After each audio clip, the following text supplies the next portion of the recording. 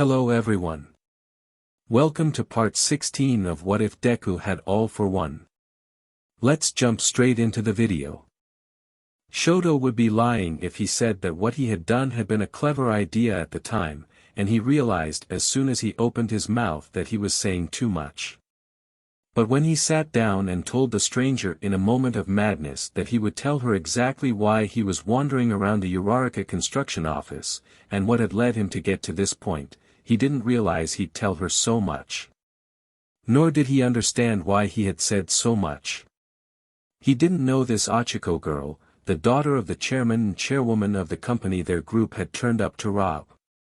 He had literally met her while wandering around lost on the lower floors of the office, on the vague instructions from his brother that he should keep watch and deal with any remaining guards while Dabi, Compress, Gentle and La Brava worked their magic upstairs and robbed Uraraka Construction of its data to expose Endeavor's destructive nature to the world.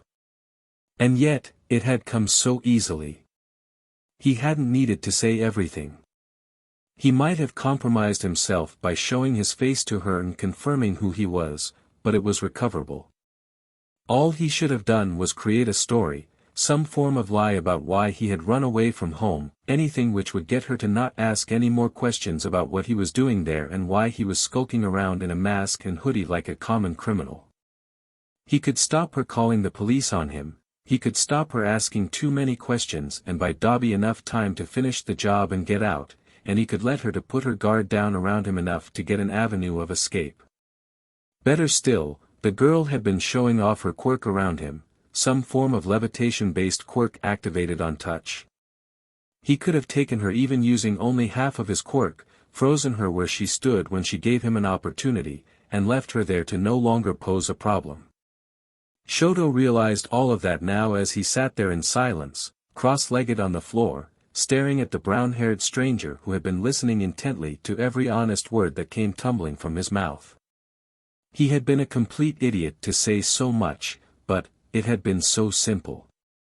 The moment he had taken a breath to compose himself and think of what he needed to say to distract her from why he was there, he had made one fatal mistake. He had looked her in the eyes. Shoto struggled to read people sometimes. So many people hid behind masks about how they really felt, and he had grown up in a home where it was all too common for people to put their masks on. There were times that his mother, before she had been taken away, would flash him a small smile that didn't meet her eyes, and he could see the sadness and hurt that lay behind the smile. There were times that his father had claimed to be proud of him, and he had seen the greed and ambition that corrupted all fatherly sentiment, that betrayed the true reasons Endeavor pushed him so hard. Even Fuyumi, usually a beacon of comfort and happiness before he left, hid the anguish she felt at losing mother, and even Shoto could pick up when the stress of having to manage both him and Natsuo while their mother was gone and while Endeavor did as he pleased got to her. He did the best he could to read people, and he tried not to be as dense as Fuyumi said he was, but at home and away Shoto never properly felt that he could trust the emotions he was seeing in people. So when he sat down opposite Achiko Uraraka in that dark conference room of her family's business, stumbling over himself to find the right words, he looked up and looked her in the eyes. It was force of habit, the habit of wanting to make sure how she was really feeling, in case that helped him with what he should say to her to explain why he was there. What he saw in that moment was concern, and compassion, and genuine empathy. She was worried about him. Someone was actually worried about him. In that moment Shoto realized just what she was looking at. Never mind the fact that he was the wayward son of the #1 hero, running away from home, never mind the scar across his eye which seemed to burn even long after the incident which had caused it. He was a mess, wrapped up in a ragged hoodie that didn't fit him at all, with matted hair that hadn't been washed properly in a long time. He could feel the grime even without touching it, and however pristine it had once been, he could barely say that the right side of his head was covered in white hair with how dirty it had gotten. She saw all of this, and he could tell she was genuinely worried about him, about what had happened to get him to this point. He had only seen that look on the face of one person since he ran away from home, on the face of Tuya when he finally tracked him down to some underworld bar after deducing that the vigilante Blue Flame had to be his older brother. This Ochako didn't know him, besides the news headlines about him running away, and yet she wanted to know what was wrong. She wanted to help. The truth had come pouring out not long after that. She hadn't made a single noise, or a single comment to interrupt him as he spoke. That was good. Shoto found silence a lot easier to deal with than constant questions, but it meant that the only person who could stop him was himself. He hadn't stopped at all, or held back anything. Every detail of the quirk marriage between Enji Todoroki and his mother, all the desires his father had to create a perfect successor to be stronger than even All Might himself, it all came spilling out. How Natsuo and Fuyumi hadn't been strong enough to please his father, how Shoto had received all the brutal punishment in the name of training once Endeavor found a quirk he was pleased with, how the constant pressure had driven their family apart and made his mother unwell. He didn't say anything about Tuya. Tuya's life was a complicated mess in of itself, even without bringing in his new life as Dabi, but otherwise he laid his life story bare without hesitation, and lost track of time as he did so. Only when he was done talking, and his new friend sat back with her eyes closed and let out a long whistle, did he pause for thought. He had wanted to say something to get her to calm down and not be suspicious of why he was there, he had wanted to just buy some time. In reality, having compromised himself already, he'd told her everything about his past and why he was there, and as much as he wanted to regret it, he couldn't shake the feeling that maybe he'd needed to get it all out there for quite some time. He felt lighter. Like saying something to someone outside of it all had helped come to terms with what he'd been through. As he sat there cross-legged, he was conscious of the long silence having finished speaking, and coughed awkwardly. Sorry. I didn't mean to go on as long as I did. Ochako laughed, a little giggle as if he was being stupid. Was he being stupid? I don't think you have to apologize for that. It sounded like you needed it. Sounds like you've been needing a friend for a while. Yeah. She was perceptive, Shoto had to give her that much. I think I did. I'm not used to people willing to listen. Not with everyone surrounding Endeavor, like they do. People don't usually want to listen. I get it. Really, I do. When all his sidekicks and everyone like that around him don't see that side to him, it can't have been easy to have been going through that on your own. She flashed a small and sympathetic smile at him, and Shoto froze like he'd used his own quirk on himself in the face of it. I'm sorry. Really, I'm sorry for what he put you through trying to push you his way. I can see why you ran away, when you say stuff like that. Do you think I did the right thing? Shoto asked, hesitantly, and he cursed saying it, but she seemed so willing to listen. I sometimes think, maybe I should have stayed. You'll always think that. She nodded to him, brushing a strand of brown hair off her cheek. I don't know if I'd have done what you did, but I wasn't in your shoes, so. I don't see what you could have done differently, and what good it would have done you to stay with him and keep putting up with what he forced on you. Does that make sense? Sorry, it's probably not what you wanted to hear, but no, please, I asked, Shoto interrupted, reaching up with one hand to itch at the edge of his scar which had started to burn. I appreciate your honesty, so thank you. We have a complicated family. I get that. We can't choose family, we're born with them, so we have to try to make the best of bad times when they happen because there's no changing them. She laughed, and although he would have missed it if he blinked, Shoto saw something change ever so slightly in her expression, a brief glimpse of pain in those chocolate-brown eyes. Families are hard, you know. It sounds like you have some experience with that. He had opened his mouth and said that without thinking, and the wide-eyed look Ochako shot him after that remark made him instantly regret speaking. Sorry, I shouldn't have no. It's fine, honestly. She trailed off, and even Shoto could pick up that her shoulders seemed to slump a little, as if there was some great big weight of emotions and stress pressing down on her. I guess I wasn't expectin' someone to see right through me like that, that's all. You're kinda right. I see. Shoto glanced around, seeing no sign of his brother or their companions, and figured that if they were still busy, he had time to ask. Do you want to talk about it? I did ask why you were here before we got distracted talking about my family. She paused, bit her lip, and then nodded to him, awkwardly laughing. I guess it's only fair, right? I guess, the reason I understand what you're going through is because I'm kinda in a similar boat with my family. About the whole other people deciding my future for me, sorta thing. Oh. Now Shoto was able to put a few things together.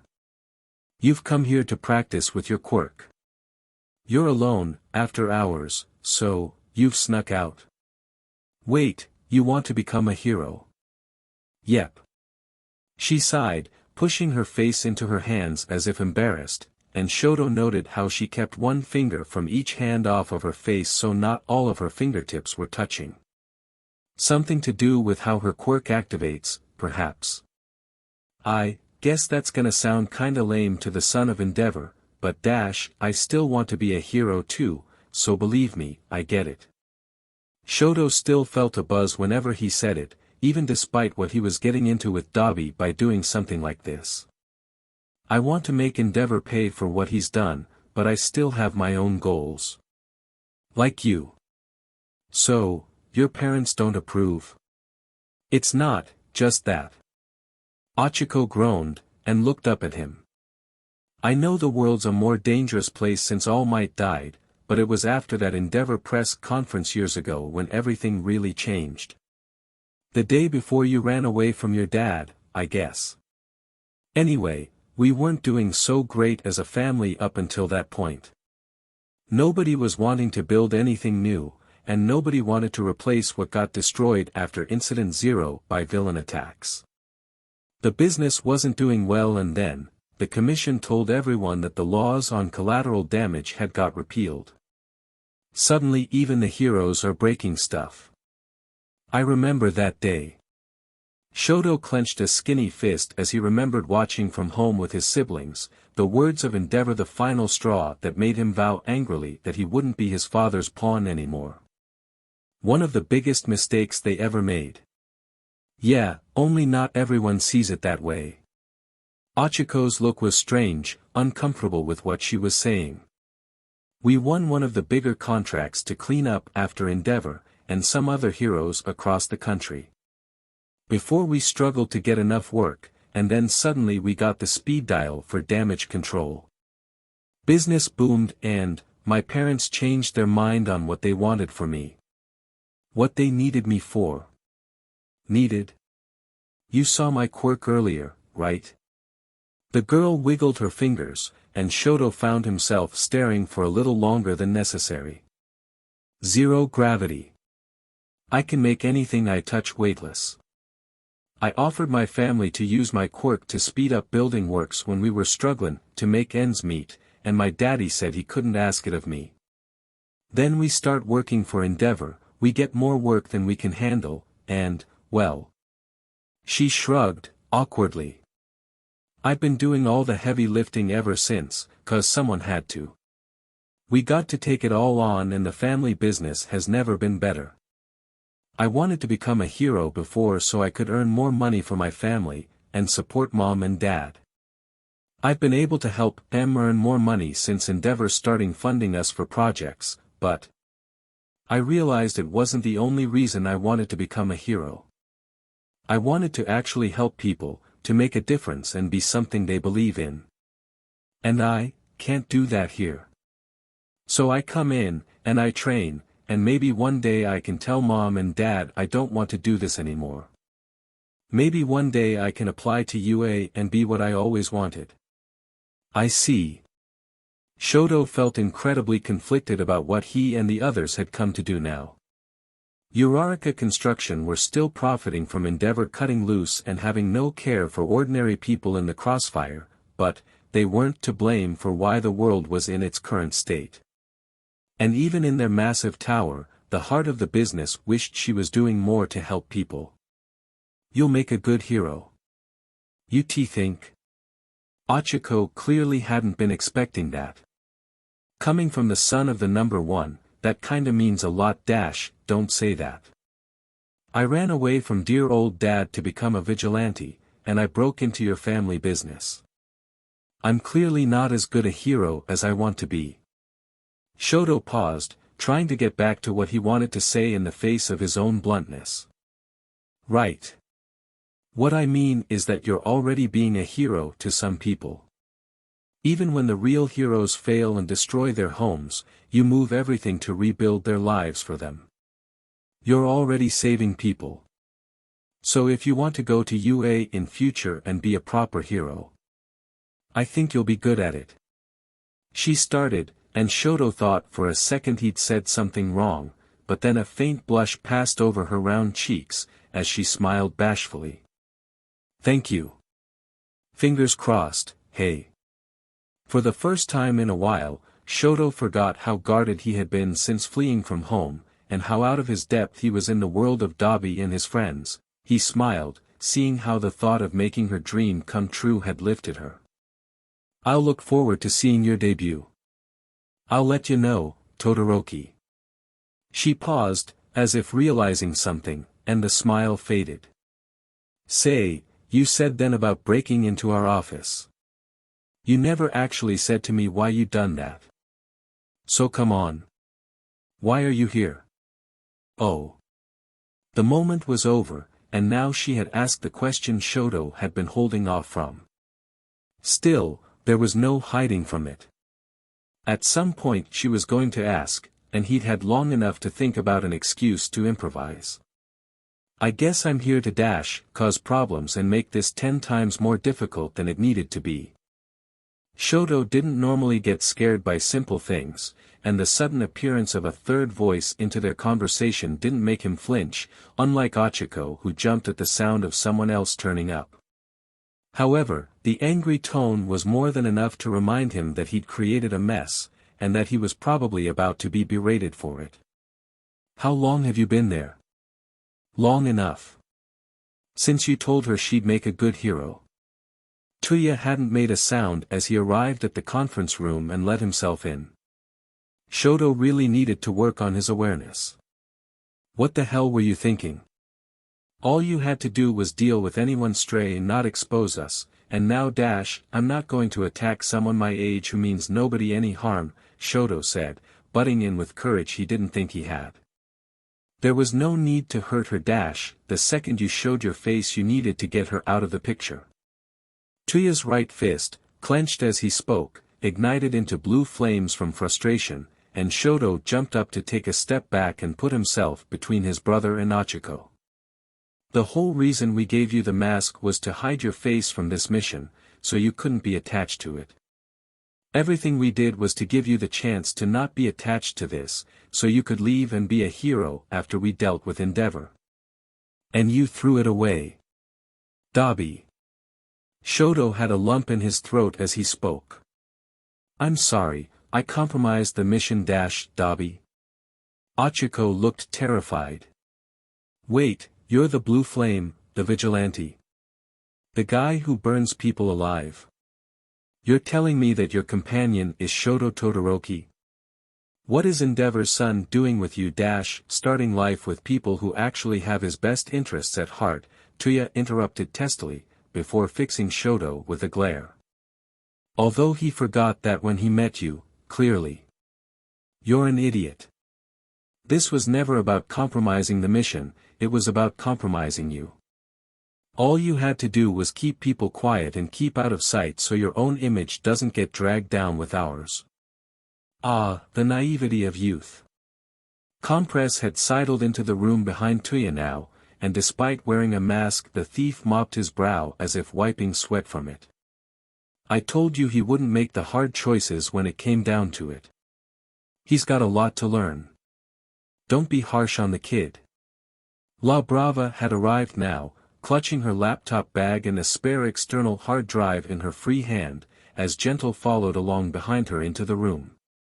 We all make stupid mistakes on the first trip out. It's part of the job. Did you ever give a random stranger your real name to place you at the scene of the crime? Tuya snarked, fierce turquoise eyes still fixed on Shoto. Gentle coughed awkwardly. Well no, perhaps not, but you see he's young and it's easily forgiven, don't you agree? Why, I could tell you all manner of embarrassing stories from the time La Brava and I accidentally broke into a love hotel and Ochiko, fortunately, thought Shoto, interrupted before that story could go any further. Hey, I know you. You're Gentle criminal again with the criminal sobriquet.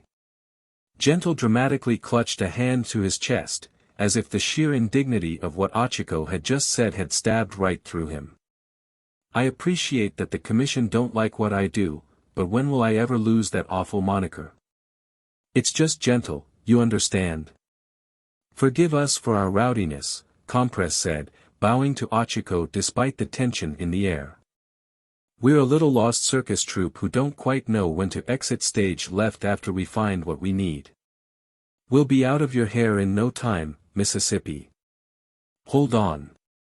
Ochiko had a look on her face as if she had pieced everything together, and Shoto wanted to plead with her to keep her mouth shut, but she finally seemed to have done the maths. You were left downstairs while your friends took our files. You want the contracts, the build designs, the accounts, the data, you're going to put this all out to the public to get back at Endeavor, aren't you? Is this what you meant by making Endeavor pay for what he's done to you? Shoto tried not to feel the heat of Tuya's stare, and bowed his head. Being a thief doesn't make you a good hero, but people deserve to know what he does. The hurt he causes people. I hope you can understand why we did it. Oh great, Tuya said, and Shoto could hear how the anger dripped from his voice. So you didn't just expose yourself, you told her everything about your past, and what we're planning to do. Some random stranger and you gave yourself away completely. It's not like that enough. You've risked enough for us tonight. I'll fix your mess. Tuya looked Ochiko up and down, and the look on his face was enough to frighten Shoto. It was the same look he fixed Snatch with before he took the life of the corrupt pro-hero, the same look he used on the scum who tried to assault them in alleyways to claim the bounty on Shoto's head. You know too much about what we're doing. I can't leave you like that. Shame to waste potential, but if it's between you and the kid, then you're going to have to become fuel. Don't you dare. As Tuya raised his hand up, coated in blue fire, Shoto's half-hot half-cold surged, ice covering his left arm and left side of his chest with a wave of frost billowing out in front of him. Quicker than he had been in some time, he moved to stand in front of Ochiko and face down his brother, hoping his scowl was threatening enough to get Tuya to listen. Let her go. She doesn't deserve to die for what I told her. Deserve? Shoto, it's not about deserving. She needs to go. Tuya had looked taken aback the moment he moved, but this transformed into a snarl at his defiance, and in his anger he didn't even bother with codenames. She'll get us all burned if I don't deal with her and if you deal with her like that, you're no better than him. Shoto shouted, the loudest his voice had been in quite some time. He was amazed more than anything that his voice didn't tremble. Killing for no good reason. Are you trying to become Endeavor now? The blue flames peaked and roared, increasing intensity out of anger. You dare tell me I'm like him, Shoto? After all I did for you? Listen to me that's enough from both of you. Gently rebound. Gentle had been standing back as the brothers argued, but before Tuya's rage burst or Shoto's attack could be launched, a shimmering wall of elasticity sprang up between them, forcing them both to take a step back and dispel their brewing attacks. Can you not hear yourselves? Get a grip. Don't tell me you're getting sentimental too, Gentle, Tuya sneered, anger still simmering beneath the surface clearly. I'm just trying to fix Shoto's mess, here. While I can appreciate that we're all frustrated by this turn of events, Gentle remarked, shooting a pointed look at Shoto which didn't fail in making him feel utterly ashamed, and while I'm sure we all wish Shoto had said less to this young lady, think of what you're saying. We gave away a little too much information to a teenager who now, through no fault of her own, deserves to be killed. There has to be another way. We didn't sign up for this so that someone would start killing kids if they found out something they shouldn't have, La Brava piped up, standing beside her man and glaring up at Tuya. She did nothing wrong but be in the wrong place at the wrong time, and be friendly towards Shoto. You're really gonna kill her for that? I'm just trying to do what needs to be done to keep us all safe, Tuya argued, before turning to the otherwise silent Compress. You're the one who knows how important it is to do what's needed. Tell them, or put the girl in a marble yourself. Any time you like. The Phantom Thief remained silent, unreadable under the mask, before he finally spoke up. I don't think it's the finest idea in this instance, Dobby. Sure, forgive me for being the one who came up with the plan, and the one who wants to make sure the plan succeeds. Tuya was fuming, and fixed Shoto with a glare again. I'm sure you were doing your best to make sure this all went well, little Shoto. You didn't do anything that could put us in danger, right? Shoto didn't flinch in the face of his brother's fury. This is my fault, and I'm sorry oh I know. You ran your damn mouth like some dumb school kid, gave us all away, handed our plans to some random girl you'd never met before because she smiled at you nice and wanted to talk to you. The manic, furious grin on Tuya's face was horrifying. I'm sure you gave her everything as well. What did you tell her to buy us time, Shoto? What the hell did you talk about while you were off being such a helpful little distraction? He told me all about what Endeavor did to him. Tuya faltered at the cry, and his blue flames fizzled out almost immediately in shock. What did you say? Shoto's eyes had shot wide open at the sound of her cry, and now he turned to see Achiko stride past him, fists balled and tears running down her cheeks as she approached Tuya with no hesitation. Wait, Achiko, what are you? I'm not listening to this anymore. Her voice was trembling, but her tone was firm. Achiko Uraraka might have been afraid of being burned alive where she stood, but that didn't stop her planting herself in front of Tuya and looking to him with pleading eyes. Please, he told me what he'd been through before he found you. What Endeavor did to his mom, to his older kids, how it made him run away from home because of how hurt he was. I don't want to stop you from making things right when I hear something like that. Whatever Tuya had been expecting, it clearly wasn't this, and he actually took a step back as the Uraraka construction heiress approached him. For the first time, the mention of talking about what had happened to Shoto seemed to get through to him, and while he didn't drop his wariness, this was the most off-guard Shoto had ever seen his brother. Wait. You don't want to stop us?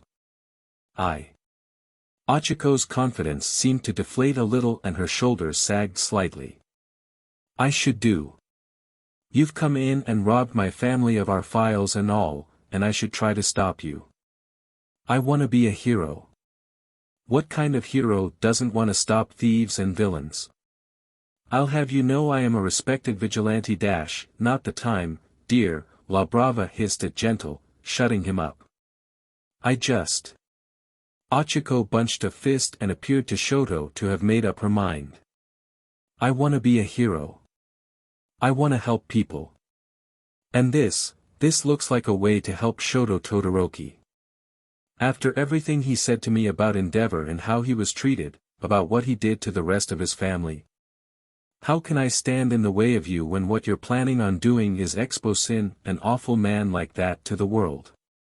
She nodded, and closed her eyes, as if resolving herself. If you're gonna post our files and try to attack Endeavor with them, if you're gonna try and make him pay for what he did, then go. Before I change my mind at making a stupid decision and pretend to be the hero I'm not. But Shoto was stunned, and at a loss of what to say for a moment. This is your family's company. The business you turned around from your struggles growing up. If we publish these files, the backlash will come for your family too. Are you really okay to let us walk out with these, knowing you'll be in the spotlight? I shouldn't be. But. She looked at him now, and there was no mask covering what she wanted to say. Through all her emotional turmoil, Shoto saw her conviction and believed it. But we have everything to be proud of. We do our best to fix people's lives and undo the damage done by others. I know we made money from it, I know we profited, but we're trying our best to help.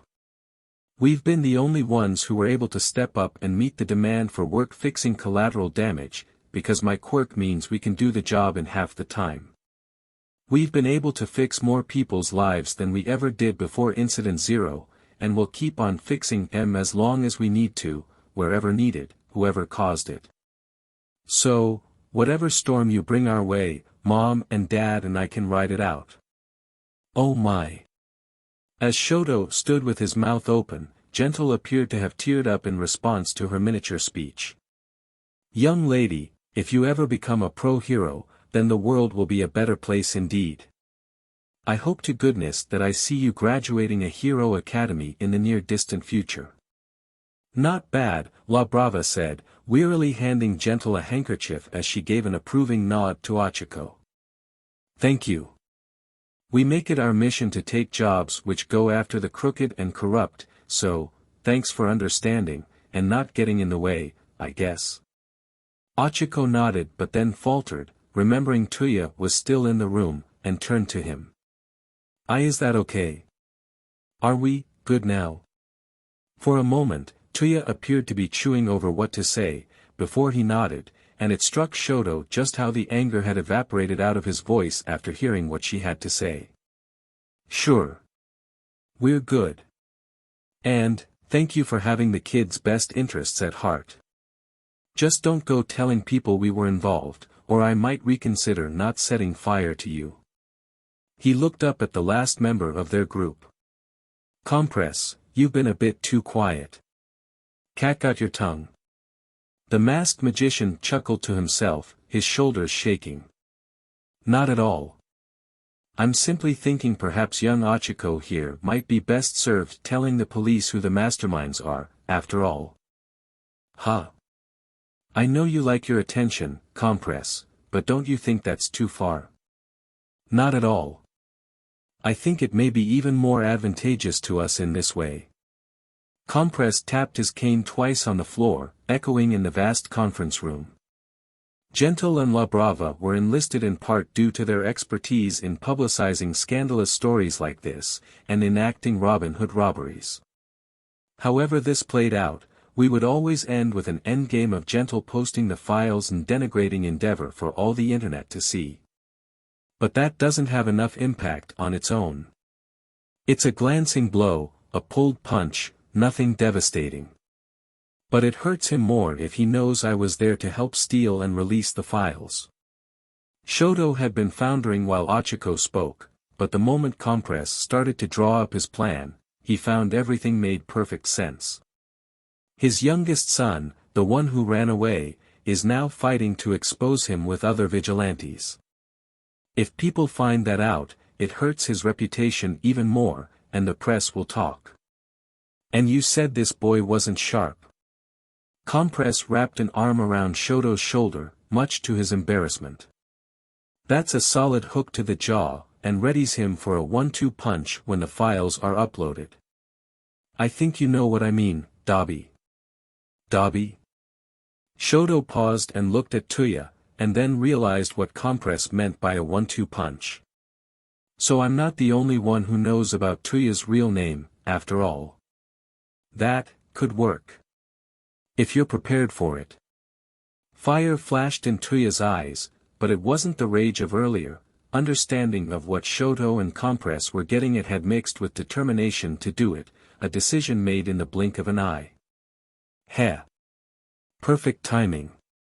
He turned to Shoto and reached out a scarred hand. Don't think this means you're forgiven for messing up like you did, but, this could work. I'll drop it if you will, and we can just get out of here and get back to sticking it to the old firecracker. Sound good?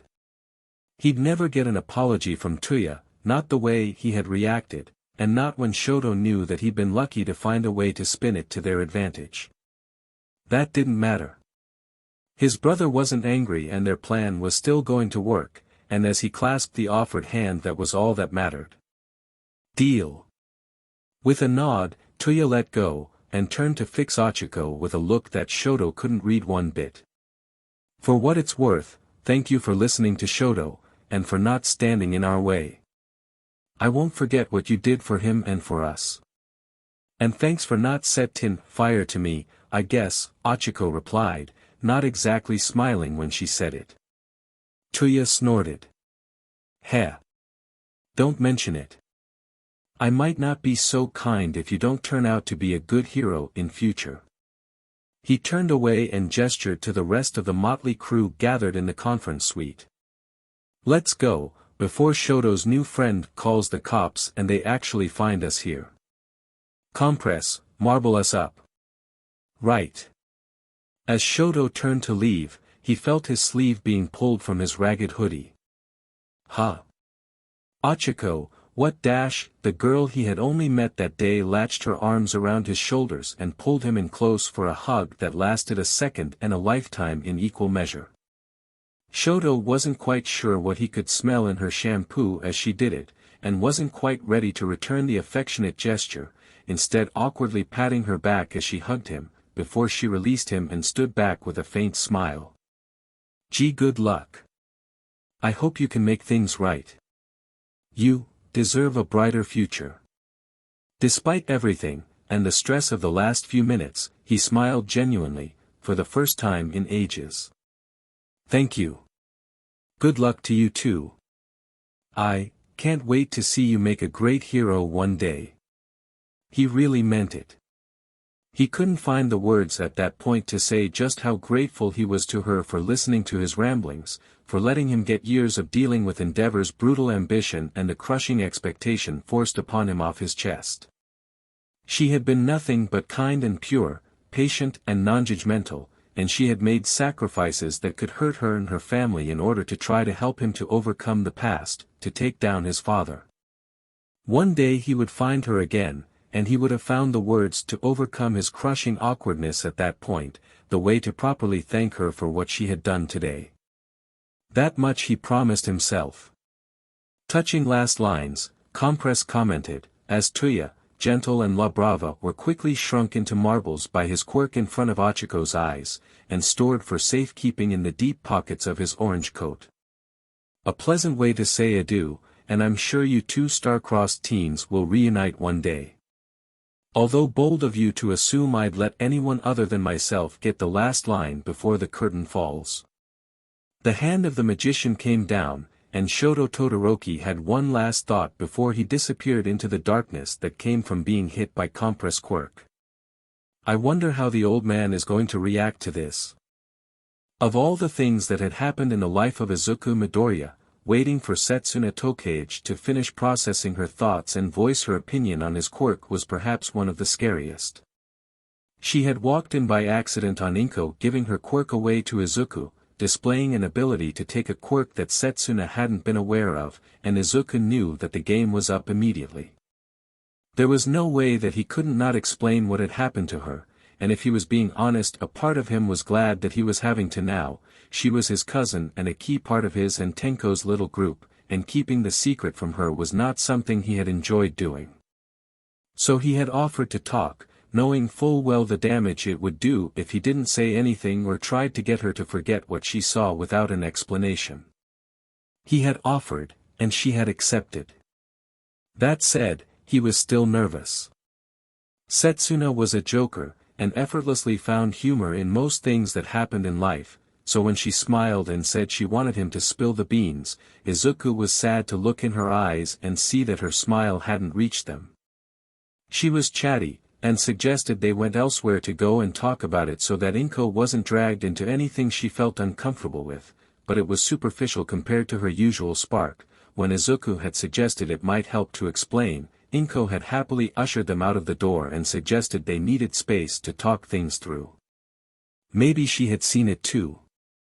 Setsuna had led the way, still chatting, making jokes as she made a brief detour to a cafe to buy herself a bubble tea, but they hadn't seemed right. Half-hearted wasn't the right way of describing them, but there was something missing there. Maybe, Izuku thought, it was a reflection on how he and Tenko were feeling at the time. They were both nervous about her reaction, shooting each other silent glances as they walked whenever she wasn't looking. Maybe that was affecting how he saw her. A little fear that his cousin and one of his best friends was going to be hurting because of what they had kept from her, perhaps. The end destination had surprised Izuku to an extent. They hadn't been back to the old warehouse in which they had been training before UA for quite some time, since he and his group were attacked by the group of Yakuza thugs. To his surprise and relief, it had been completely empty when they arrived, almost as if nobody had touched it besides them. There were no signs of the Yakuza, save for a large dent in one wall which Izuku realized he had created from launching Shark Head at the wall with his quirk. In other words, it was a good place for a talk. And so Izuku talked. Tenko didn't add much as Izuku tried to explain everything to Setsuna, sprawled on a fat gum body pillow she had pulled from one of the crates of leftover merchandise in the warehouse, but for a few nods and snarky comments about the Yakuza getting what they deserved, prompting a frown from Izuku at the time. Setsuna, for her part, had been almost completely quiet as he talked her through from the very start, from Incident Zero, and the moment the villain responsible for taking All Might from them compelled him to drink his blood. He didn't pause, telling her all of it, noting her raised eyebrows in surprise as he told her how Air Force manifested itself at the time Bakugo and his bully friends tried to pick a fight with him. She didn't seem shocked when she heard about what happened with Toya Setsuno, taking steel from him, from the fights afterwards with the Yakuza that she witnessed, and why Shark Head had come after them. The only time she seemed to break her thoughtful silence and do anything at all unusual was when Izuku let slip about the moment he used his memory reveal quirk to see Tenko's past and decay claiming his family's lives. Another secret came spilling out, Tenko having to explain what Izuku had revealed about his family and what happened to them, explaining why he was so affected by what Night Eye said at UA. Setsuna's response was to get off the body pillow and hug into Tenko for what seemed like an age, staring into his eyes for the longest period. Izuku noticed how Setsuna had detached her free hand and left it with Tenko to squeeze his afterwards, making sure he was alright. The only thing he could do afterwards was apologies.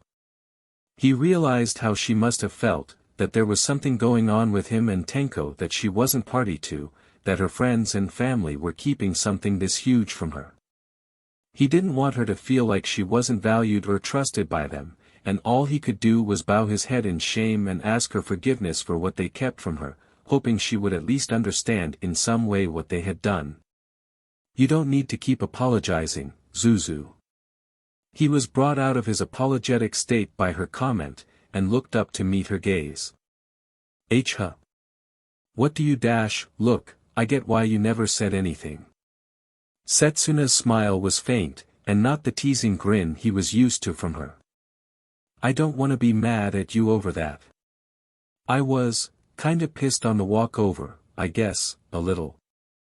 I mean, I did pick a fight with a pair of Yakuza to defend you for something it turns out you actually had done, but I get why you hid it. Thank you. The weight of relief made Izuku's shoulders sag. I didn't mean to I know. But look, just because I get why you did it completely doesn't mean I agree with all of what's going on. Setsuna sighed, as he frowned, unsure what she meant. Okay, maybe that didn't come out as well as it should.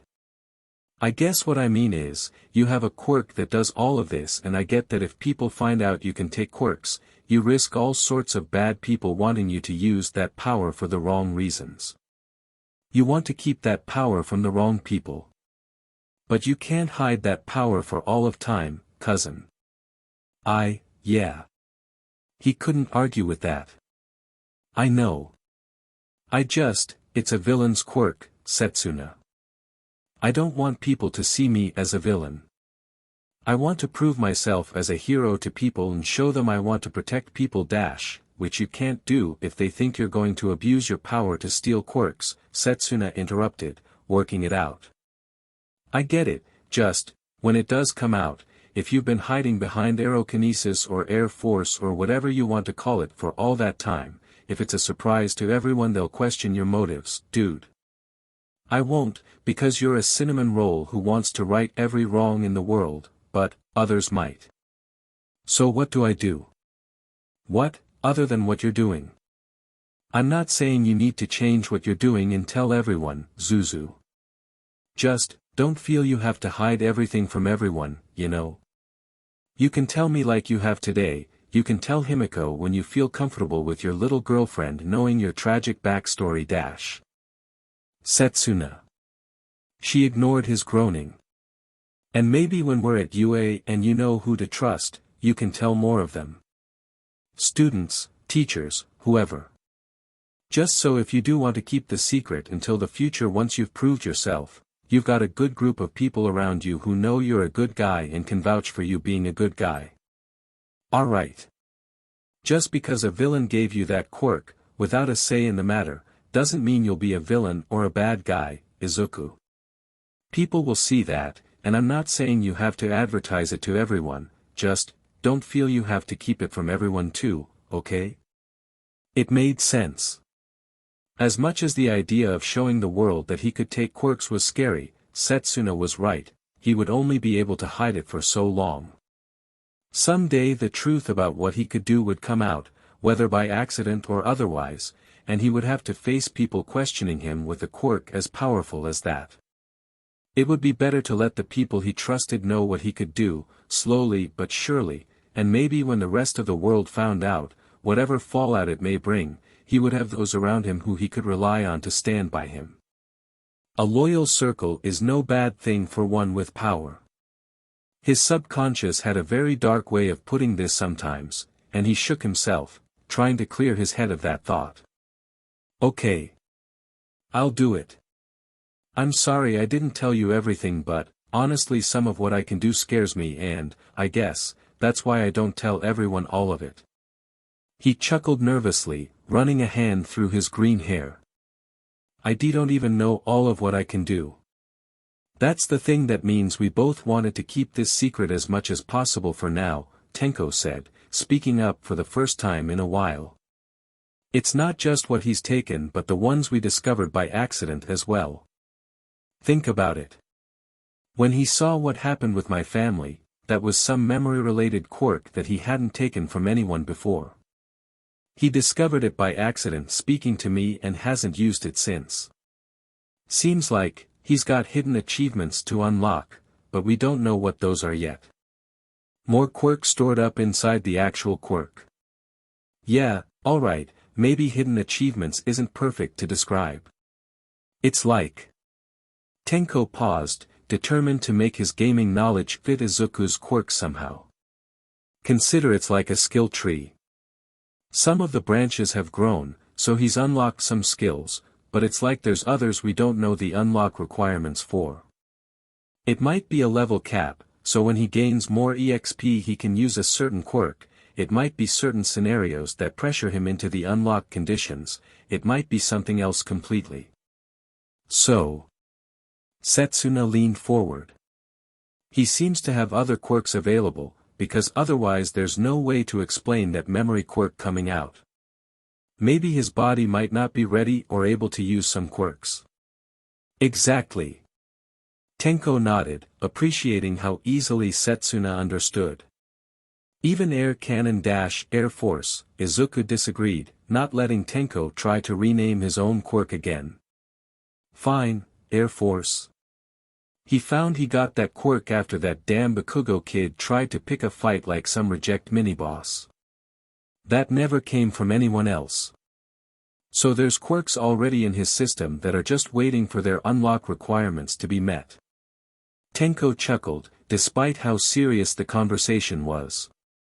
He's like a quirk encyclopedia, even without taking quirks. Right, about that. Setsuna took a sip of the bubble tea. So you can take quirks. Obviously you've taken steel or whatever it's called off that Yakuza guy, Setsuno. You took Auntie Inko's quirk because I saw you do that. Do you have any others you've taken? Ones you've not told me about? Only one, Tenko said, chiming in. Freeze frame 2, that Yakuza punk who inflicted paralysis status from his eyes. He jerked a thumb at Izuku. He got that too. And don't ask for a demo run before you say anything. If I can go through life without feeling that damn quirk again, that'd be great. Trust me, I don't want to ever use that quirk again. Izuku shuddered. It gives me a migraine for 20 minutes after I use it. I don't want to repeat it, having been on the receiving end too. Count yourself lucky you never felt it, Tenko muttered darkly to Setsuna. I'll bet. Although. Setsuna frowned. I didn't even see anything at the time. I didn't even know you'd taken it neither did I. Izuku remembered just how helpless he had felt at the hands of the quirk, and how in a brief moment his fingers had brushed the spine of the Yakuza with a crackle of energy. I guess, in the moment I must have taken it from him subconsciously. I'm kinda worried that might happen at UA-. I'll come on to something I thought of which might help with that in a sec, Setsuna said. But it brings me back to what I was trying to say earlier. What's that? Setsuna looked thoughtful, and a little pensive, as she turned to Izuku. Your quirk only came out when Bakugo and his douchebag friends tried to pick a fight with you. Yeah. Izuku felt a little concerned as she asked. Why do you ask? Well, one of my girlfriends from school was pretty close with Bakugo's wingman. Hell if I remember his name, but the pair of them grew up together. She said there was something a while back which made him completely change, get all withdrawn. She said he'd left the area and gone away with family, but... Setsuna gave him a knowing look. She also said that he used to love to show off with his quirk. Smokescreen, I think he called it. Only, from that day until he left with family, he never showed his quirk off to anyone again. They never saw him again. Izuku blinked again at this news, and spun to Tenko. Oh no. Do you think? He deserved it. Probably. But that's not what you're asking, is it? Tenko grimaced. Do you think you took their quirks at the time? Bakugo's friends? It's a bit strange if you managed to take their quirks and not Bakugo's. Setsuna said, humming. But not impossible. Bakugo's a bully who escaped punishment for years because the school wanted him to be number one in the future. His thick plot armor probably protected him. Setsuna stared at Tenko. I like you, but sometimes I have no idea what you're saying. He shrugged. Don't ask me. Hey, quirk nerd. What quirks did they used to have? Oh. Izuku's obsessive mind began to whir into action, cogs that hadn't been exercised for years cranking up to peak intensity as he called back to what they could do. So Setsuna got it right, Kamegawa had smokescreen, he could make smoke from the palm of his hand. The other one I can't remember his name, he used to be friends with Tsubasa, but, he was the guy with the long fingers quirk. Long fingers. Setsuna wiggled her eyebrows. Bet he got a lot of second dates. Before Setsuna manages to completely corrupt the most innocent guy I know, focus, Izuku, Tenko groaned, as Izuku nearly went bright red in embarrassment. So try them, Izuku. I guess that's what Set's suggesting, right? You got it. Setsuna nodded, a strange look in her eyes. Neither of them have manifested in you to date, fine, but, let's see if you have them and can bring them out, or let's see if something is stopping you from using them. Alright. Okay. Izuku got what they were saying, and so the opportunity to assess a quirk overrode any brief embarrassment he had at Setsuna's more risque comments. The first and more simple one to visualize, for him, was long fingers. Its user had been at Bakugo's side bullying him since Bakugo's own explosion quirk had manifested, so Izuku had a good memory of what it looked like. The ability to grow the user's fingers to abnormal lengths, up to nearly 2 meters in one case, was not something anyone could easily forget. So he looked down, concentrated, felt the crackle of black lightning in his palms this time, and... Not quite compatible. No, I can't. After some pause and concentration on his part, Izuku broke his concentration on his hands and looked up to Setsuna. It doesn't feel connected. There's something there because my fingers are tingling right now, but, if I have it, the quirk won't activate in my fingers. Yes. Level cap. Tenko crowed, punching the air. I should write a book on this shit, I'm a genius. Don't go celebrating just yet. His hands tingling might just be his quirk triggering, it might not prove he has the long fingers quirk in his powers. For all we know he didn't take it. Setsuna ignored Tenko's cry of indignation and turned back to Izuku. So that's a bust. What about smokescreen? Did you say that came from his palms? Why yeah, I think it was like that. Izuku nodded to her, before concentrating back on his palms with a look of confusion. He hadn't even known Kamegawa's name, he was just another classmate who helped Bakugo try to torment him at every opportunity, and all he remembered is that the boy seemed to be able to generate smoke from his palms on command, being able to wrap it around himself and create a blanket that on occasion had covered the whole classroom. Like so. Huh. Izuku felt the all-too-familiar energy crackle in his palms, and after everything he had been through, he wasn't surprised to see the stream of black smoke emerging from his hand, beginning to fall to the floor and wreath his feet in dark smoke that occasionally crackled with specks of dark red lightning. I have his quirk. So he has long fingers too, he just can't use it because of unlock requirements. Tenko looked smugly over at Setsuna. I rest my case. You're so insufferable. Setsuna rolled her eyes and looked over at Izuku, whose smoke was slowly spreading across the floor. You mind turning that off before you gas all three of us? Oh right. It took Izuku a second to work out what he was doing.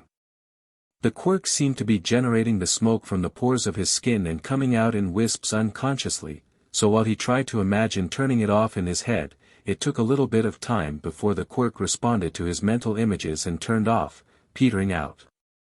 I guess that's one to practice with outside of UA. Pretty good quirk for a stealth mission. Setsuna raised an eyebrow at him. Just wait until Himiko ever finds out you can do that. Her transform ability mixed with a smokescreen from you. No villain would ever know what hit them. Mix an lizard tail splitter into the smoke and you could blindside people, Izuku said, his strategist mind which was so used to coming up with hypothetical mission plans for compatible quirks was marveling at the potential to build on the team-up which Setsuna was suggesting. They couldn't anticipate where you were coming from, and they wouldn't know what hit them. Quite the useful acquisition, don't you think? That thought made Izuku falter from his excitement at considering the potential of what he could use the smoke quirk for. That is. Yeah. Useful. Setsuna could clearly sense the change in his mood, and he realized he had disguised it really badly, her tone changed to reassuring instantly. Hey. You're thinking about how you got it, aren't you? Maybe a little. I guess. Izuku knew he would be repeating his earlier comments, but it was a fair way to sum up how he really felt, after all. This happened in the heat of a moment with one of my bullies, but, what if I accidentally take something from someone good? If I take something off of one of our classmates and ruin their chances of becoming a hero.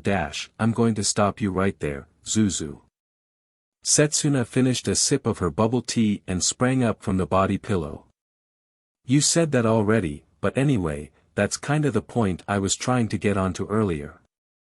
You keep talking about this quirk that you have which can steal from people and everything, but, have you ever stopped and wondered if it's a two-way street? Like, probably a strange question and all, but surely there's gotta be more to the process than just collecting quirks and being able to stockpile them. Surely the energy can work the other way. Setsuna. Tenko muttered, as Izuku frowned in confusion. What was she talking about? I don't follow dash, come on, it's simple. Whatever you did to take Auntie Inko's quirk, however you made that energy move, you could make the energy move in reverse, couldn't you? Setsuna put her hands on her hips and stared at Izuku with a challenging look in her face. Oh come on, surely this has occurred to you before. Or have you seriously never asked yourself whether you could actually give a quirk to someone? Oh, she is smart. Keep this one around. Wait. Izuku's eyes widened, his mouth hanging wide open for a second in shock before the weight of what Setsuna had said hit him like a wrecking ball. He had no idea how he hadn't thought of that until today, when she just dropped into conversation like it was the most obvious thing in the world. Now that she said it, he couldn't get the thought out of his head. Everything he thought he knew about the quirk he held could be turned upside down if what she said had merit, if he could reverse the direction of the energy flow and give rather than take. It could actually work. I mean, it's possible. When Mom offered me her quirk and I took it, the flow of that energy, who's to say I couldn't try to turn it around the other way and give back to the other person? Equivalent exchange. Tenko mused. It's possible. That's an old reference even by your standards and you know it, Setsuna snarked, detaching an arm to dig her elbow into Tenko's side. Don't spoil the moment, silly. Fair enough. But I guess you kinda have a point. I don't think we've ever tested it before. Tenko raised himself up from where he had been slouching on the floor and pushed his scraggy blue hair out of his eyes, grinning at Izuku like a mad scientist. How about it, partner? You want to try it now? Izuku hesitated. Hang on. Say Tenko is right with this skill tree theory dash, of course I'm right, but carry on. Izuku ignored his best friend. Then there are quirks which my body or my actual quirk has locked away because it doesn't think I'm ready for them. I only know about a few quirks which I have right now, but I can't just give you a random quirk and expect it will be a success. I'm happy to try it to see if it works, but we need something which it's likely one of you could use. He's right, you know, Setsuna agreed, bouncing back on her heels a little. That memory reveal quirk, for instance, probably wouldn't mesh with anything Tenko or I can do because it's mentally based, and our quirks aren't. We wouldn't have any idea how to use or activate it dash, if it helps. I don't think I really understand how to use it, Izuku said with a nervous chuckle, running a hand through his hair. But you're right, I kinda don't think that would be a good one to try. So, something either of you two might be more used to. Not freeze frame, Tenko said, quickly. Give her freeze frame to mess with me and I'll sell your quirk analysis books. Okay, not freeze frame. Izuku glared at Tenko. Besides, I think we would have the same problem, neither of your quirks are based on your eyes. That means dash, can I make a suggestion? Tenko waved lazily at him, and then pointed to Setsuna. I'd normally volunteer to be your lab rat and do whatever crazy shit you were suggesting this week, but, a new player joined the game today. Set knows the truth about your quirk now, so I think it's right she's equally as in on this as I am. He nodded. Try giving her long fingers. Ooh. Izuku nodded eagerly, bouncing, as he heard the suggestion, and turned to his cousin with excitement. That could really work. Lizard tail splitter means you already have such good control over your individual body parts anyway, so it shouldn't be trouble for you to make the long fingers quirk work for you too. That also makes sense because you could try and see if you can extend them before or after separation, and, whoa, easy Zuzu. I understood why he suggested it too, don't you worry. Setsuna chuckled, seeing her cousin lose himself in a quirk analysis rabbit hole like he had so many times before. I get it. And while I'm not necessarily too happy with Ten deciding to throw me into the firing line without asking me first, like a true gentleman I'll take you out for food after this if you really want to make me earn forgiveness. Setsuna's provocative personality and frequent desire to flirt at the worst possible moments meant that she took Tenko's blunt suggestion completely in her stride. Good boy. Date bribery always works.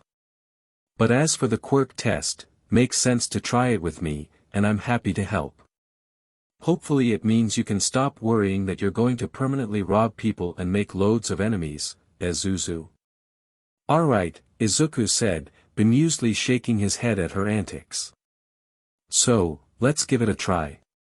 Setsuna slammed herself down on the fat gum body pillow with such force that just for a second, it looked like the fabric fat gum was wincing in pain, and offered her arm to Izuku. Let's go. Just like you did with Auntie Inko but in reverse, okay? Are you sure you're okay with this? I don't want to go wrong and take Lizard Tail Splitter from you Izuku.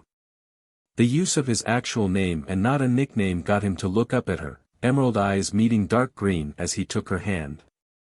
Besides the fact that I know you would lose a foot and probably your head if you even tried to take and use my quirk. I trust you not to get that wrong. You're not gonna take my quirk. You know what you did with your mom, and I know you've got it in you to show you can give too. You can do this, okay? Okay. He knew what he had to do at that moment, to smile, just like All Might always used to do to put people at ease and let them know that he meant them no harm. The reassuring grin on her face was all he needed to see in return before he closed his eyes. Let's go. As he closed his eyes, Izuku didn't look to extend his power, and didn't think for 1 second about Setsuna's quirk. That wasn't what he was there to do, and he knew he needed to look inward, look back to his past, find the memories to help visualize what the quirk looked like that he wanted. There was a brief moment where he tried not to shudder at the memories of being blasted by Bakugo, as his crony with the elongated fingers cackled in the background, and joined in with a punch or two, but that was all he needed to help visualize and see exactly what he was looking to give. He had the quirk now, the image fresh in his mind, the tingling in his fingers back again. And now. Push. When his mother's quirk had jumped to him, Izuku had felt the slightest tug inside himself, as if he had caught a tiny fish on the end of a lure and was able to bring it to shore with no effort at all. This time, without moving his hand, it almost felt like he had flicked something away from him, as if he was casting a lure out into the water to see what other fish he could find, before the feeling of tingling in his fingers disappeared. It felt for a second like there was an indent in his being, like his body was a puddle, and that for a moment a hole had been dug out that now was being filled with the rest of the water with barely a ripple on the surface to show. He felt lighter. He felt successful. He opened his eyes, slowly, one at a time, and peered at Setsuna with concern. Did you feel that? She took her hand back from him, looked down at her fingers, and appeared to concentrate. It tingles. Wait, visualize it, right? Yeah. Izuku's jaw nearly hit the floor at the next bit, where Setsuna's thin hands seemed to extend rapidly, all 4 of her fingers and her thumb on the hand he had been holding shooting out like a coiled spring to reach nearly a meter in length. Wow! Setsuna, your hand, you. Setsuna stared at the hand, and laughed out loud, turning it one way then another to look. No fucking way. You actually did it, Zuzu. You mad genius. You can give and take quirks. That's amazing. Overcome with joy at this discovery, Izuku leapt forward and grabbed his cousin into a hug, shaking her as she sat up on the body pillow. You made it look so easy. Nothing to it, she bragged, self-assured swagger returning back out of pride, before raising an eyebrow and with a brief pause, separating her gigantic fingers from her normal-sized hand to float in the air. Holy shit. It actually works with mine too, would you look at that? Any bad guy who sees those come flying at them is going to wish they'd spawned into another level, Tenko said, laughing as he saw the giant fingers levitating in mid-air before Setsuna sent her meter-long middle finger flying at him like a javelin. Hey! Those things hurt even more now. Setsuna cackled as they returned to her. Oh man! This is too good. She grabbed at the middle finger with her free hand as the other fingers reattached themselves, and pointed it out in front of her like a sword. Avast, ye scurvy dog, I'll cut ye as ye stand. All of the tension disappeared as she joked about, Izuku chuckling and Tenko howling with laughter. That accent. Who ever told you that was a good accent? Hey, not my fault you two bird brains can't appreciate good acting. She had the good grace to laugh at herself as she reattached the last finger to her hand and shrunk them down to normal size with no effort, wiping away a tear from her laughter. Well, I guess that proved it works.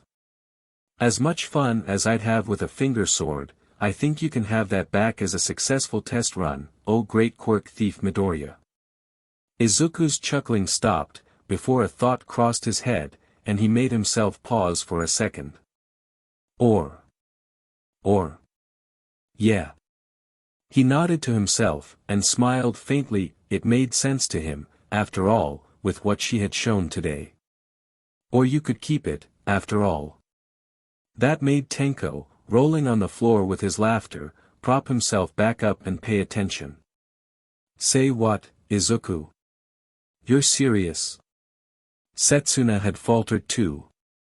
Yeah, what he said, seriously. Then she raised an eyebrow, as if challenging him, but it was only half-hearted. Not trying to buy my silence by doing this, are you Zuzu? Tenko can buy my loyalty with a dinner date, but this is a little different. No, but, hear me out. He looked at his cousin, and the way she had effortlessly handled the quirk she had only just been given.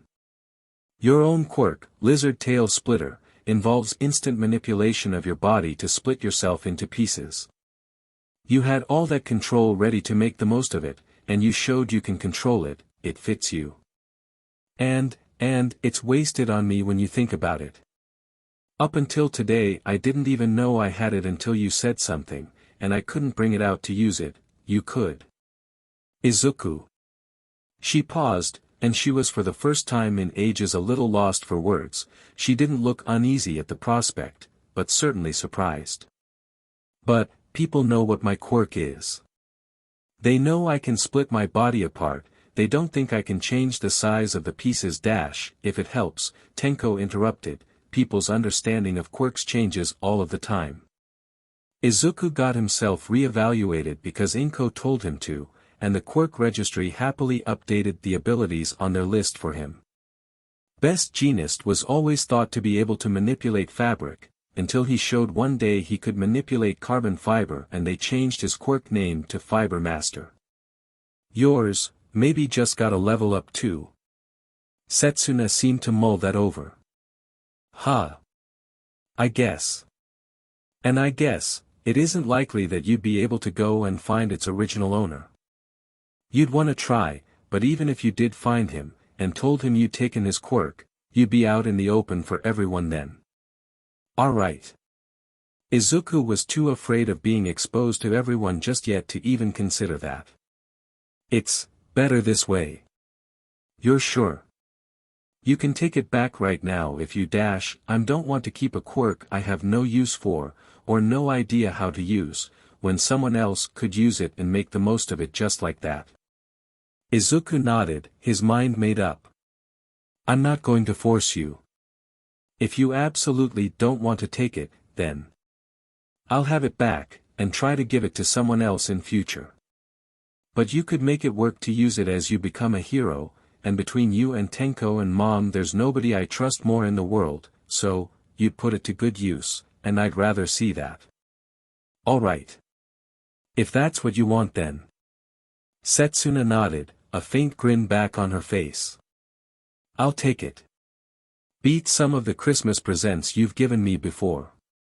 Hey, it's not my fault you only seem to ever want dinosaur books. I'm just messing with ya, Zuzu. But seriously, thank you. I'll do my best to make use of it properly with my own quirk. It's gonna take some practice, but I'll get there. I'm sure you will. Shake on a done deal. Setsuna smirked, extending her new long fingers to offer Izuku a gigantic handshake. I'm going to regret giving you that, aren't I? Maybe. Although, now you mention giving quirks. I guess the test was a real success, huh? Exactly. Izuku had nearly forgotten the main reason behind the suggestion from Setsuna to try out that side of his power. It really worked, huh? I can take quirks, and I can give them. Someone please nerf Izuku before he can create quirks as well, Tenko pleaded sarcastically to the heavens. Guess that means you don't have to worry about anything going wrong at UA now, Heizu. I don't.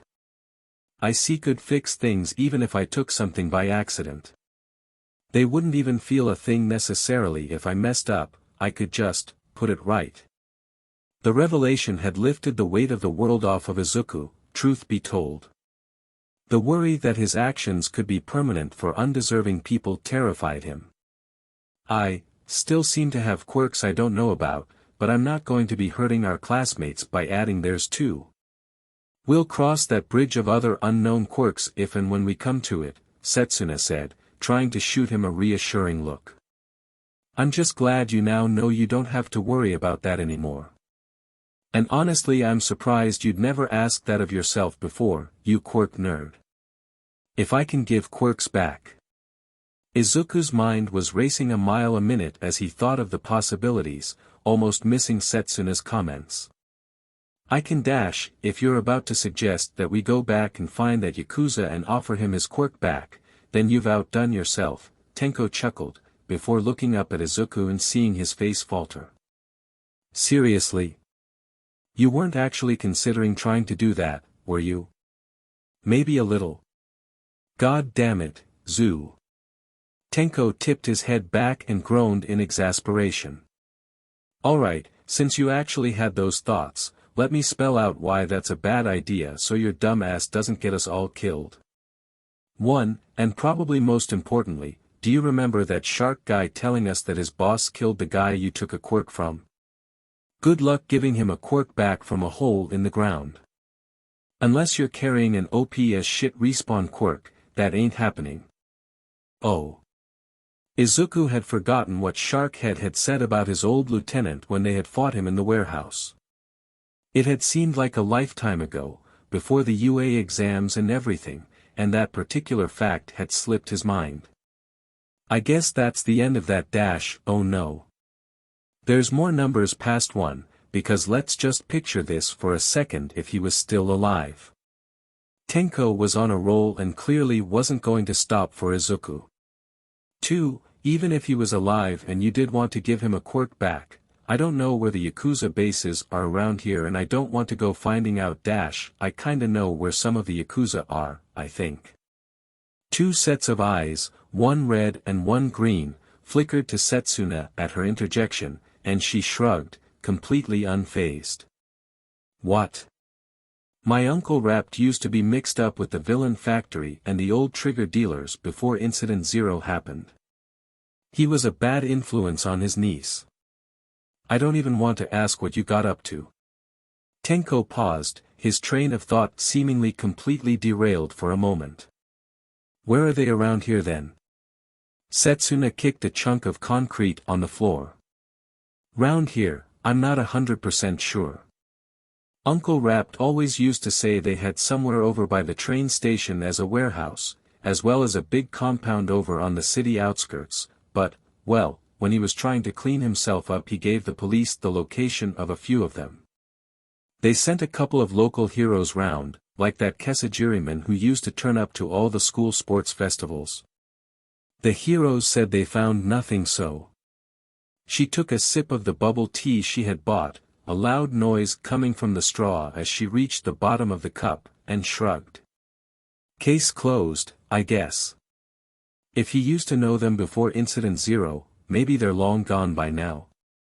Who knows? Tenko looked like he was about to ask another question, before stopping. I'm getting distracted, aren't I? Setsuna stuck her tongue out at him. Slightly. Damn it. Tenko held up a third gloved finger. Right, 3, being added in because the dipshit lizard apparently knows all the wrong people. I am not letting you two morons with a death wish go and find Setsuna's crazy criminal uncle and get a level map from him. Even if his knowledge is probably too old by now. For, Inko would kill me for letting you do that even if the Yakuza didn't.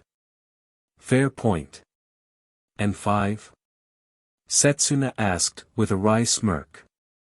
Last but not least. 5 would be if we did find their hideout, wandered into the boss and said, oh hey, we stole your lieutenant's quirk a couple of years ago, do you want it back? What do you think he'd do? Tenko made really lame finger guns at Izuku. He'd laugh at us or shoot you. Or both, Setsuna helpfully supplied. Or both. Tenko looked like he had been trying to land on something more intelligent as a final point, but gave up, lamely waving both hands. That's it. I'm hoping your thick head doesn't need more telling than that, Zoo. Yeah, I get it. As Setsuna started chuckling to herself, Izuku looked up, all defensive. Hey. Why are you laughing at me? She actually wiped a tear away because of her laughter, and grinned. Nah, it's just, you really did consider for a second trying to give someone like that their quirk back. You're a good guy, Zuzu, so good you'd even consider putting yourself in danger to help a bad person out, when they don't deserve any of your time. And yet you doubt yourself? You think that because of what your quirk could do, people are going to look at you and think you're a bad person? Nah. That's not you, dude. He felt himself wobbling. Thank you sheesh, some of those kids really did a number on you growing up if you think me saying you're a decent human is something to thank me for. You don't need to thank me, dummy. Her grin remained, but something in Setsuna's eyes softened, and her voice lost its mocking tone. Believe me, Zuzu, you're a stand-up guy who's going to be a good hero. You don't have to prove your intentions to me because after everything you've been through to get here and the fact you still want to do right by everyone, no matter who they are. I know you're going to make a difference and I know you're heroic to your core, my dude.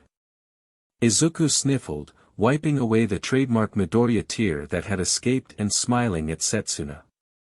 Okay. Let's just not tell anyone for now about what my quirk can do, okay? She detached an arm and levitated it across to pat him on the back. Sure. Look, I don't agree with keeping everyone out of the loop, but hopefully today has shown you that you don't have to worry. Sure, you can take, but you can also give, so you can fix any problem that comes our way, and rise above it all to show you're a good guy, right? Our way. Hell yeah, our way. You don't think I'm going anywhere now, do ya? She stood up and reattached the arm, extending a long finger to poke him in the chest. You let me in on your secret, and I'm going nowhere, cousin of mine. I don't care if it's you, me, and your best friend with shitty references against the world - hey, some respect please. Tenko piped up. Only quality from me. Whatever. Look, I don't care if it's just us three musketeers against the world, we do it together. It'll be one for all and all for one, right? You have no idea. Izuku felt a wave of familiarity wash over him as she spoke, but it was replaced by the sentiment behind those words, and how much he appreciated them. Right. All together, whatever it takes. Yeah, power of friendship, I get it. Tenko slouched over now, dodging a long finger jab from Setsuna. Now that we're done, let's go home and get back to Inko, right? This warehouse gives me the creeps after what happened before, and now I just feel with all those body pillows around like I'm being watched. Heh. Yeah, I get that. Izuku smiled thankfully at Setsuna and Tenko, his cousin and best friend, the people he knew he could count on against the world. Let's go. As they walked towards the exit, Izuku felt tons lighter than he ever had done, and he shot the most simple and happy smile over toward Setsuna as he walked.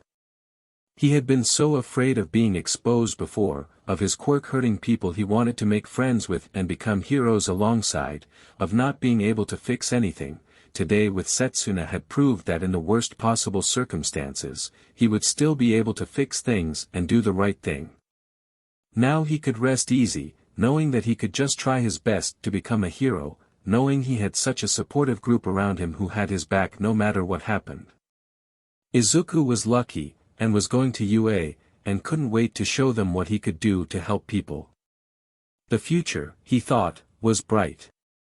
There was a creak as Izuku and his group left through a fire door and headed on home, and the warehouse was still. So he really does possess all for one. In a dark corner of the warehouse roof, high above where Izuku and his gang had been talking, the shadows rippled and a deep voice resonated, and two yellow gleaming eyes within the darkness narrowed as they looked down on the empty space. This was a space where watch duties had become routine. After the incident with the Yakuza, it was a known location for the boy, one which could be watched over without outside interference, unlike his home in a quiet residential neighborhood near the police station, or his school teeming with students and teachers. The boy hadn't been there for a long time, but he had been there today, and as for what he had said. Kurogiri warped to the floor, inspecting the fat gum body pillow which had been laid on by Setsuna, before frowning, yellow eyes narrowing in suspicion. And yet he wants to go to UA, with the master's quirk. Doctor, we may have a problem, and we may need to act with a firmer hand. The shadows coiled and writhed, the specter disappeared, and the warehouse was still once more. Izuku Midoriya. Aged, 15. Quirk, S. Air Force, Steel, Flashback, Freeze Frame, Attraction of Small Objects, Smokescreen, and Setsuna Tokeichi. Aged, 15. Quirk, S. Lizard Tail Splitter, Long Fingers. Tenko Shimura. Aged, 17. Quirk, Decay. Kurogiri. Aged. Quirk, Warp Gate. And that's going to be it for today everyone. Remember if you enjoyed to like, comment, share and subscribe and see you all next time.